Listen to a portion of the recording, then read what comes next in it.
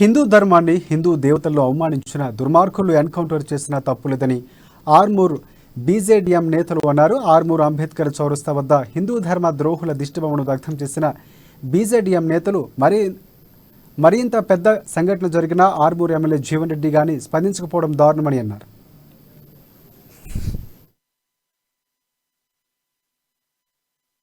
దళిత మోర్చా ఆధ్వర్యంలో ఈ రోజు ఎవరైతే హిందూ ధర్మం వ్యతిరేకంగా అయ్యప్ప స్వామికి వ్యతిరేకంగా హిందూ దేవతలకు వ్యతిరేకంగా అనరాని మాటలు అన్నాడో అలాంటి వ్యక్తులను భారతీయ జనతా పార్టీ ఎట్టి పరిస్థితుల్లో వదలబోదని హెచ్చరిస్తూ ఈ రోజు దళిత మోర్చా ఆర్మూర్ పట్టణ శాఖ ఆధ్వర్యంలో అంబేద్కర్ చౌరస్తా వద్ద హిందూ ధర్మ వ్యతిరేకుల యొక్క దిష్టిబొమ్మ దగ్ధం చేయడం జరిగింది.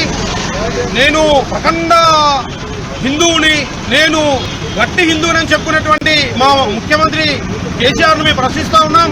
మరి నువ్వు హిందూ ధర్మానికి వ్యతిరేకంగా మాట్లాడేటువంటి వ్యక్తులను ఏం చేస్తున్నావు?